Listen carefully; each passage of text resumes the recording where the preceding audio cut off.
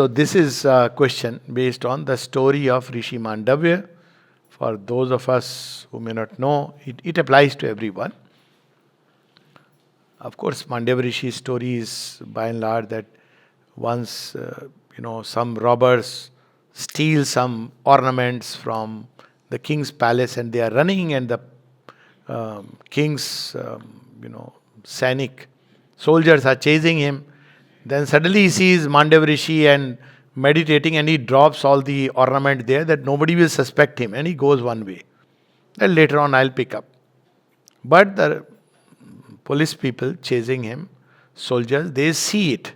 Suddenly they see that the Rishi is having those gold ornaments. Rishi is in meditation, Mandavya. So they don't ask a question, just catch him. That he is a robber. He is the robber and now he is trying to fool everyone. So they take him all the way, and the king, it's late evening. They ask, the king is busy with his own enjoyments, and they ask the king, we have caught the robber who had stolen the ornaments. What shall we do? He says, put him on the bed of nails. That was the punishment. Bed of nails, to be there whole night is as good as death. So they put him. They don't ask anything. Mandavya Rishi is silent about it. So they put him on the bed of nails. Next day they go to take away the dead body, and they see Mandavya Rishi is sitting on that and meditating. Now they are shocked. Who is he? So they go to the king, and the king comes, and king bows down to him. He says, my God. He recognizes him. He says, I am so sorry. I don't know what came over me, and I punished you. He said, who are you? He said, I am the king. He said, do you think you have the capacity to punish me? He said, but I was the one, I have passed the order. He said, no, you are giving too much importance to yourself. So he asked, where are you going now? He said, I am going to the realm of death to ask why this was inflicted upon me. I have done nothing except take God's name. Why should I go through this? So he goes, and then when he goes there, he meets. Death says, well, certain lives back, you had punctured a butterfly's wing with a needle as a 5-year-old. Hence, you had to spend the night on bed of nails. And then he says, such a punishment when a child in ignorance has punctured a butterfly's wings. And he says, with my tapobal, with the power of my tapasya, I changed this law. Wonderful story. So there are stories in Indian thought about changing the law. Savitri Satwan's story is along similar lines. So the question is that, divine grace can annihilate karma. So how does he do it? Let's put it like that.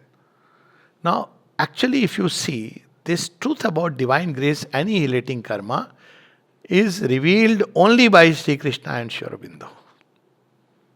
If you go in the past, nobody talks about it. Actually, karmic law is as such remains very vague. If you go into Buddhist understanding, it's very strange. Somebody else is bearing somebody's karma. It almost seems like that. The stream is moving forward.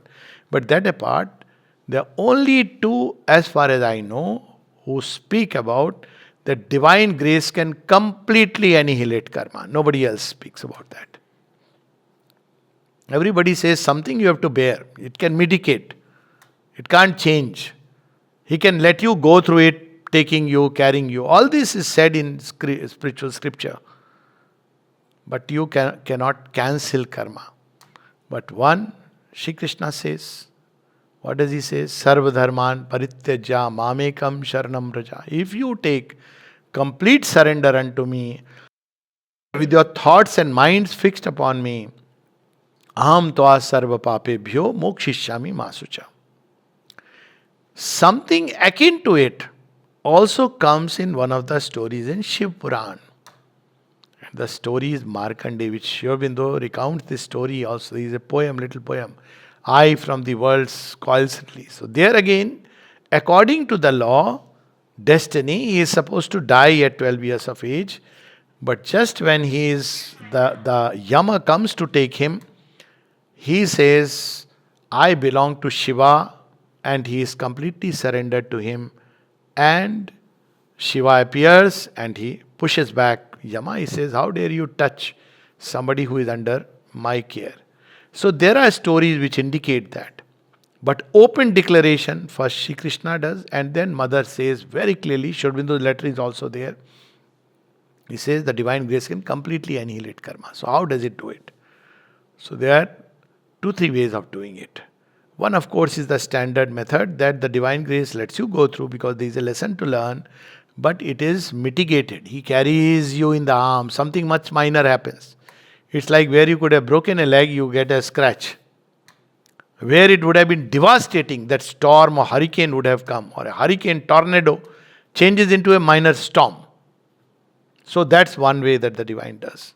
He mitigates its brunt, because when a karmic law strikes, now I'm talking about karmic law in a very general sense, not going into it, then there are many things which are interconnected which compound the suffering a lot more. It may strike one person, but everybody connected suffers. Just imagine. So it's not as simple as that the karmic law is striking you and everything, every life. A person who is admitted in 3 months hospital is the sole breadwinner. So who is suffering? Not only he, but the family and everybody. So the divine mitigates it, lets you go through it, but arranges things in a way that, well, you go through some suffering. He also makes us conscious this one way. The second way is the embodied divine can take upon himself the karma of the disciple.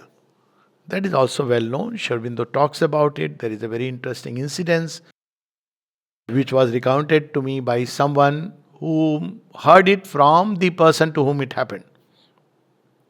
So there was, I think, Jaswant Bhai from Gujarat. One day, suddenly, and this story is there in Ramayana also, and he's looking towards the window and Sri Aurobindo appears on the threshold and asks him to come up. And he's all thrilled because he always wanted if I could get something of work of Sri Aurobindo. So when he goes there, Sri Aurobindo tells him, because that day Champaklalji was not there for some reason, for some work he had gone. So he says, this dhoti of mine, is it possible to wash it? He says, yes. He's very happy. He washes in the evening, he brings the dhoti, very happy. And Sri Aurobindo looks at him and says, with this one act of yours, I have washed away your karmas. Now Champaklalji is looking at Sri Aurobindo. He never said anything to me. So Sri Aurobindo smiles. Champaklalji didn't say anything. Sri Aurobindo smiled and putting his hand over his shoulders, he smiled and said, and yours too. So he can take, he can clean, he can take upon himself. That is the other part. But how it really works ultimately is because karmic law is about the interconnectedness of this universe. That's how the balance is kept. So why it's difficult to interfere with the karmic law? Because if you touch one point, everything else is connected. It's not just rescuing one person. Everything is connected with that. All the experiences that everybody has to go through. So even the cosmic divine cannot do it because, it'll upset the whole balance of creation. And there is a very good question because there is a secret in it which at least I discovered. How does the grace act? Grace, the entire cosmos obeys. So when the grace touches, all the forces adjust. It's beyond time. So automatically, time sends all the ripples everywhere. So when you see Mother's action, that is the difference. When human beings in their impatience want to get out of a difficulty and they try their human way, there are repercussions. But if you trust the Divine Mother, keep offering to her, then you will see that she will bring out, but everything is harmonious, beautiful. Everybody grows in the process. And at the end, what perhaps you felt is best happens because deep within the soul knows. But it is something wonderful. That's the way the divine works. Because you have to allow time for all these forces which are interconnected. They have to be managed and tackled. That is the problem of karmic law. So anybody who escapes from the realm cannot change it. Within the realm, all the gods cannot change the karma. They can mitigate it. Of course, Markandeya's story is special because he is Shiva's Ansh. That's a different story altogether. But the divine grace can completely annul karma. But something it requires, Mother says, it requires something from our side as a support. Support. So it's not, so people ask then, why doesn't it just cancel everybody's karma? Then the next question is, logical question. Why doesn't she just do it? So he says, because it is a karma, it requires something from your side. What is required? Just a little aspiration.